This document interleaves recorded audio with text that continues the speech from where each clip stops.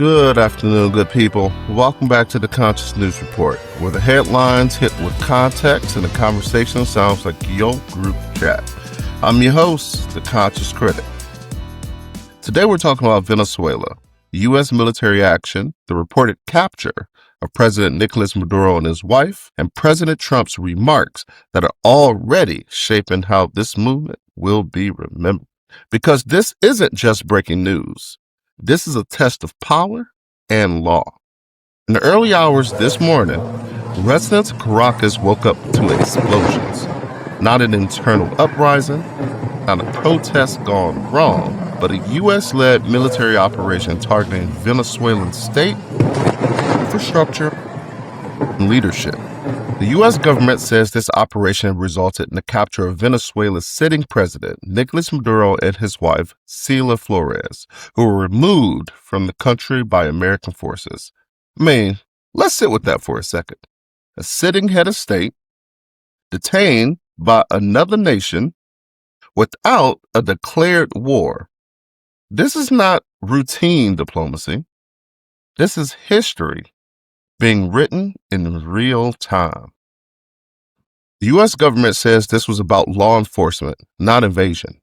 They accuse Maduro of corruption, drug trafficking, and long-term criminal activity, claims that have been circulating for years, accompanied by sanctions, indictments, and international pressure.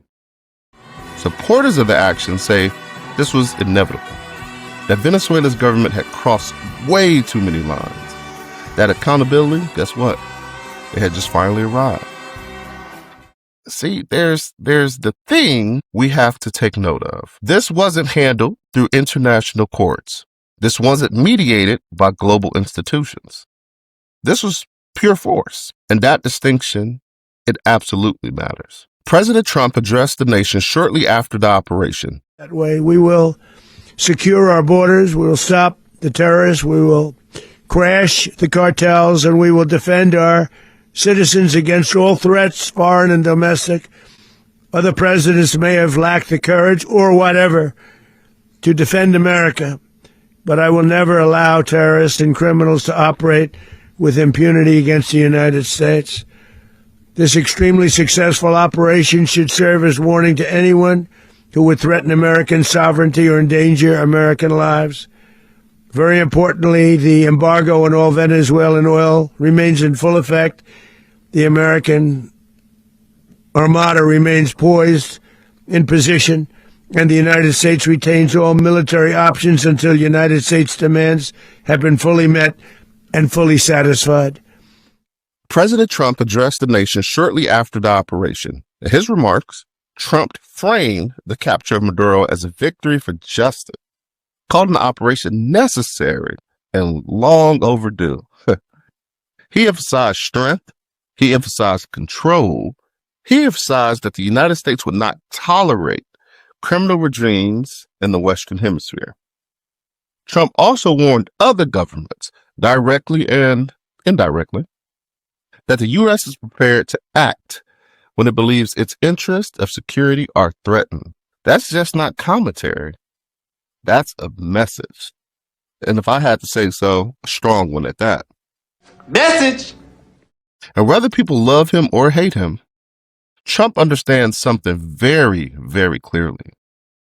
Words set the tone for power. His remarks weren't just about Venezuela. They were about reestablishing dominance in this world. Outside of the U.S., the response has been tense. Many countries are calling this what it looks like to them, a violation of sovereignty.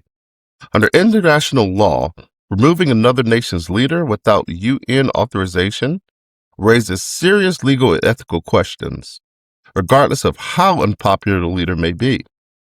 And this is where the double standard conversation starts, because the rule book doesn't disappear just because the accused is disliked. If international law only applies when it's convenient, but it's not law. It's just simply leverage.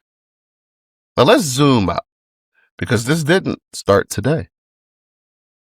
For decades, intervention in the global South has been framed as rescue, stability, or democracy.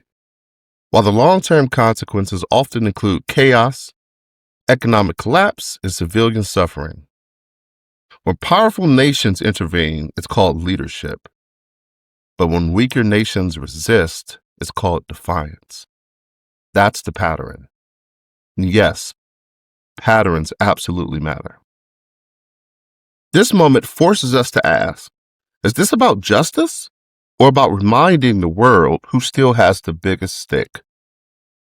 Meanwhile, Venezuelans are living through the uncertainty. Some feel relief, some feel fear, some feel nothing but absolute exhaustion. Because while leaders are captured and speeches are made, civilians are left to deal with instability, shortages, and the unknown. Regime change doesn't come with a user manual. It comes with consequences. Right now, the future is unclear. The U.S. plans to prosecute Maduro.